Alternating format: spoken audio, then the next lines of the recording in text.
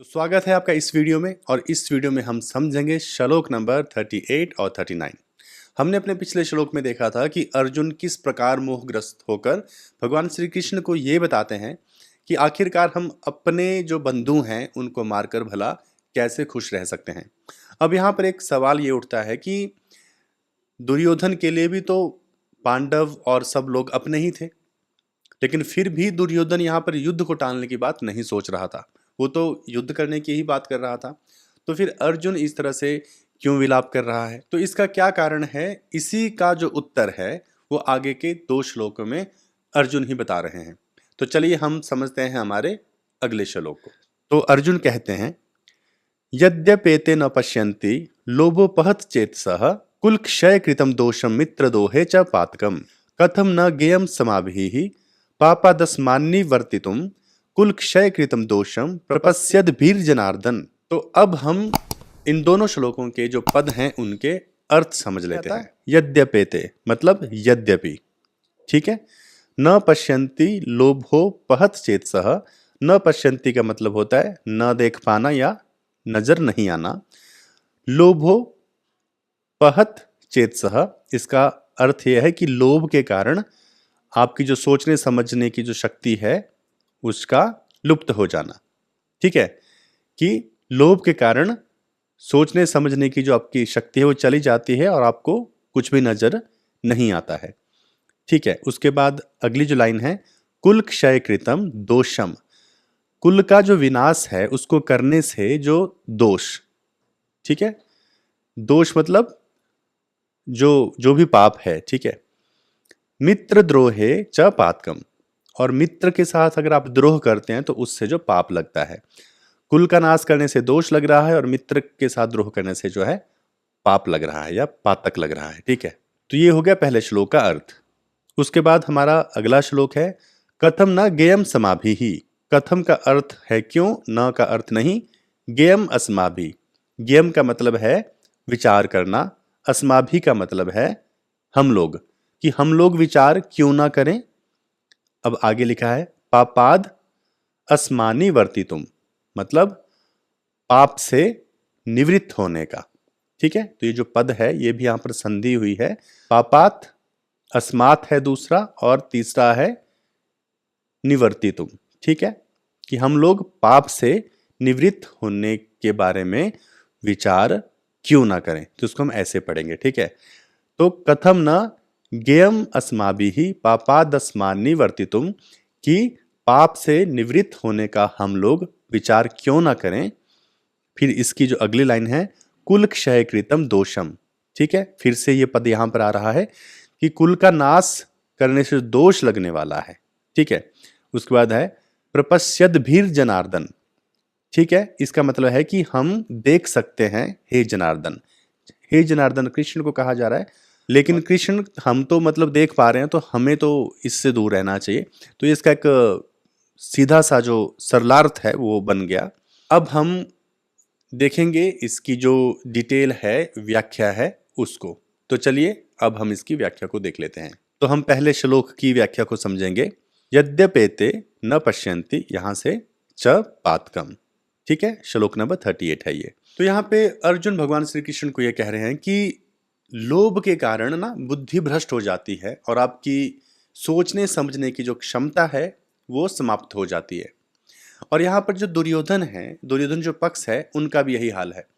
दुर्योधन भी लालच के कारण ये नहीं देख पा रहा है कि जो कुल नष्ट हो जाएगा उसका कितना दोष लगने वाला है।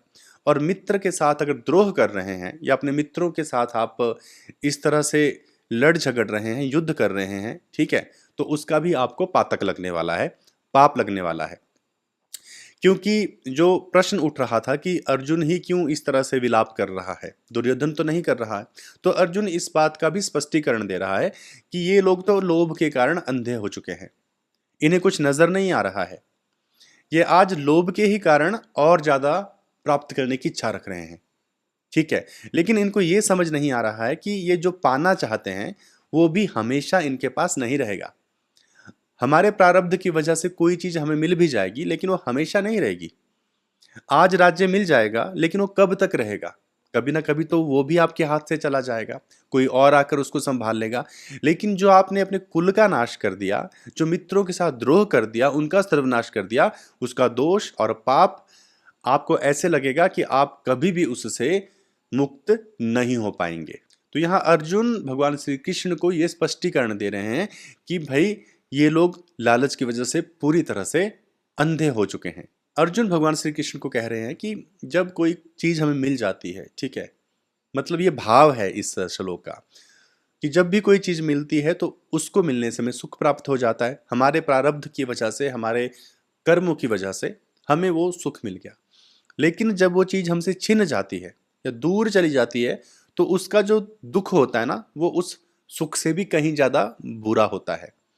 ठीक है, तो अर्जुन कह रहे हैं कि इसलिए राज्य की क्या लालसा करनी है, ठीक है, वो तो चला जाएगा, फिर भी दुखी मिलने वाला है, और ये जो पाप हमारे सिर पर रह जाएगा, फिर इससे मुक्ति का कोई रास्ता भी नहीं है। लेकिन दुर्योधन को ये नजर नहीं आ रहा है, ऐसा भगवान श्री कृष्ण को अर्जुन बताने का प्रयास कर रहे हैं। आगे अर्जुन श्री कृष्ण को कहते हैं कि जब लड़ाई झगड़ा होता है, युद्ध हो जाता है दोस्तों में भी, मित्रों में भी, तो उसमें समय भी जाएगा, संपत्ति भी जाएगी और शक्ति का भी नाश हो जाता है, ठीक है, और उससे फायदा कुछ नहीं होता है। अब यहां पर अर्जुन रेफरेंस दे रहे हैं द्रोणाचार्य के बारे में। अब यहां पर अर्जुन बता रहे हैं कि किस प्रकार द्रोणाचार्य की और राजा द्रुपद की आपस में दुश्मनी हो गई। द्रोणाचार्य और द्रुपद पहले घनिष्ठ मित्र थे, लेकिन बाद में द्रुपद राजा बन गए, और जब वो राजा बन गए तो उस अहंकार में उन्होंने द्रोणाचार्य का अपमान कर दिया था कि हमारा कैसे मित्र हो सकता है, ठीक है, मैं तो राजा हूं तो अब हम बराबरी के नहीं। तो इस तरह से उन्होंने द्रोणाचार्य का अपमान कर दिया था कि हम में कैसी बराबरी। तो दोनों के बीच में यहां से एक वैर भाव खड़ा हो गया, शत्रुता पैदा हो गई। अब जब ये हुआ तो द्रोणाचार्य ने बदला लेने के लिए द्रुपद को युद्ध में हरा दिया और उसका आधा राज्य उससे ले लिया। अब इस वजह से द्रुपद में और बदले की भावना पनप गई। तो द्रुपद ने यज्ञ करवाया और उस यज्ञ से धृष्टद्युम्न को उत्पन्न करवाया और द्रौपदी को उत्पन्न करवाया। तो धृष्टद्युम्न का जन्म इसलिए हुआ था कि वो द्रोणाचार्य को मार सके। तो यहां बताने का मतलब यह है कि शत्रुता से कुछ हासिल नहीं होता, बल्कि वो आगे ही बढ़ती जाती है और दोनों ही पक्षों का नाश होता है। अब देखो, दोनों दोस्तों के बीच में जो दरार आई, उसका नतीजा ये निकला है कि आज धृष्टद्युम्न द्रोणाचार्य को मारने के लिए मैदान में खड़ा है, ठीक है, तो किसी का उसमें हित नहीं हो रहा है। तो अर्जुन भगवान श्री कृष्ण को यही कह रहे हैं कि बहुत सारी चिंताएं सामने आ जाती हैं, बहुत सारी आपत्तियां आ जाती हैं, ठीक है, अगर आप मित्रों के साथ भी इस तरह से द्रोह करेंगे, लेकिन दुर्योधन को ये समझ नहीं आ रहा है। अब इसमें विशेष बात क्या है जो हमें सीखनी है? विशेष बात यह है कि अर्जुन ये बताने की कोशिश कर रहे हैं कि जब हमारे पास कोई चीज नहीं होती है ना, तो वो भी कोई बुरी बात नहीं है, ठीक है, जब किसी वस्तु का अभाव है तो हमारा जीवन चल रहा है।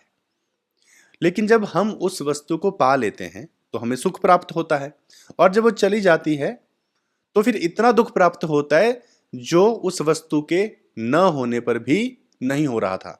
यानी कि मतलब मेरे पास कोई चीज है नहीं, ठीक है, या मान लो आपको आईफोन चाहिए, आज है नहीं, आपका जीवन बढ़िया चल रहा है, उसके बाद आपको आईफोन मिल गया, अब आप बड़े खुश हो गए, लेकिन बाद में वो भी आपके हाथ से मान लो चला गया, खराब हो गया, टूट गया, निकल गया, ठीक है। तो अब जो दुख होगा ना, वो जब नहीं था ना उससे भी ज्यादा हो रहा है, ठीक है, वो बहुत ज्यादा दुख हो रहा है। तो अर्जुन कह रहे हैं कि आज भले ही राज्य नहीं है, कल को आ जाएगा, और फिर जब जाएगा तो फिर बहुत ही दुख होने वाला है। उससे तो हम अभी अच्छे हैं, ठीक है, अभी खुश हैं, कोई दिक्कत नहीं है, तो फिर अपने लोगों को क्यों मारना है, उसका पाप क्यों लेना है, ठीक है। और यहां अर्जुन ये भी कह रहे हैं कि लालच के कारण ही हमें सुख मिलता है, हमें किसी वस्तु को लेने का लालच है, ठीक है, हमें वो मिल गई तो अब हमें उसको सुख हमें मिल रहा है। उसी तरह से मोह होता है, अगर हमें मोह नहीं होगा तो परिवार से और संबंधियों से भी हमें सुख कभी नहीं मिल सकता। ये एक बड़ी बात यहाँ अर्जुन कह रहे हैं कि हर सुख के पीछे कोई ना कोई लालच और स्वार्थ छिपा होता है, यानी कि सुख का कारण ही लालच है और स्वार्थ है। अगर लालच होगा ही नहीं किसी चीज को पाने का, तो उसके मिलने से कभी सुख हो ही नहीं सकता, और उसके जाने से कभी दुख नहीं हो सकता। तो ये भी एक बड़ी ही गहरी बात है जो सही भी है कि हमें सुख तभी मिलता है जब हमें उसको पाने का मोह या फिर लालच हो। यानी कि सुख का आधार कोई ना कोई स्वार्थ, इच्छाएं, लोभ, मोह होता ही है। यानी कि जितने भी विकार हैं हमारे भीतर, ये विकार ही कहीं ना कहीं सुख का कारण बनते हैं। जब ये विकार हट जाते हैं तो आदमी को फिर न सुख की चिंता रहती है और ना ही दुख की चिंता रहती है। बड़ी ही सुंदर बात है यहां पर जो अर्जुन कह रहे हैं। अब हम अपना दूसरा श्लोक देख लेते हैं।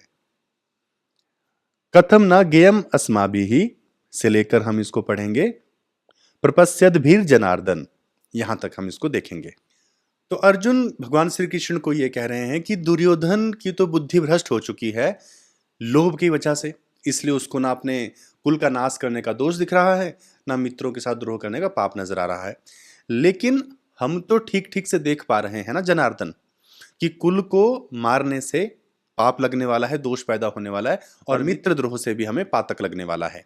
ठीक है, भयंकर पाप लगने वाला है। तो हम क्यों ना ये सोचें कि इससे बचा जाए, दूर रहा जाए।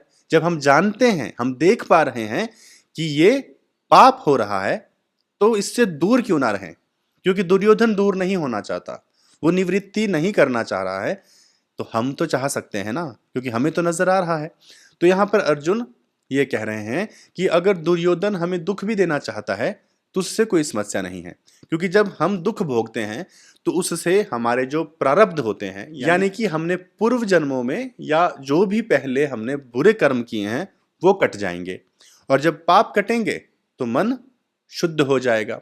तो ये तो बड़ी ही अच्छी बात हो गई, बजाय इसके कि हम अपनों को मार दें, दोस्तों को मार दें और पाप ले लें। इससे तो अच्छा ये है कि हम अपने मन की शुद्धि कर लें। और यहां अर्जुन ये भी कह रहे हैं कि अगर हम युद्ध करते हैं तो पाप लग जाएगा, और आपस में अगर शत्रुता मोल लेते हैं और वैर भाव रखते हैं तो उससे तो कई कई जन्मों तक हम उसी चक्कर में बंध जाएंगे।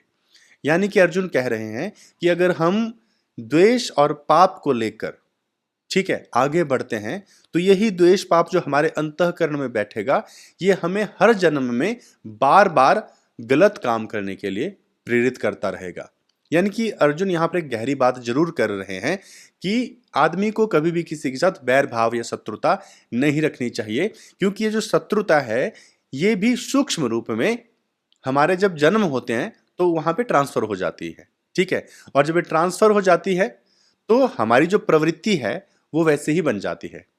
ठीक है, यानी कि हमें बदला लेने की भावना होगी, या फिर हम बार बार पाप करेंगे, यानी कि हमारे जो कर्म है वो हमें अगले जन्मों में भी पाप करने के लिए प्रेरित करते हैं। अब यहां पर एक बात है जो समझने वाली ये है कि इस समय अर्जुन को दुर्योधन में दोष नजर आ रहा है कि उसमें लालच आ गया है, जिसकी वजह से उसकी बुद्धि भ्रष्ट हो चुकी है और उसको अच्छा बुरा नजर नहीं आ रहा है। लेकिन यहाँ अर्जुन ये भूल गए हैं कि इस वक्त उसके भीतर भी एक बड़ा दोष आ चुका है जो कि मोह का है, इसलिए वो अजीब अजीब सी बातें कर रहा है। तो यहाँ सबसे बड़ी बात यह है कि जब आपको दूसरों में दोष नजर आ रहा होता है तो उस समय आप अपने भीतर के दोषों को नहीं देख सकते हैं। तो यहां पर भी वही हो रहा है। अब वो सारा ठीकरा जो है दुर्योधन पे फोड़ रहा है और अपने बारे में चिंतन नहीं कर पा रहा है। तो महत्वपूर्ण बात यह है कि हम दूसरों के दोषों को देखने से पहले अपने भीतर के दोषों को देखें, ठीक है, उनको सुधारने का प्रयास करें।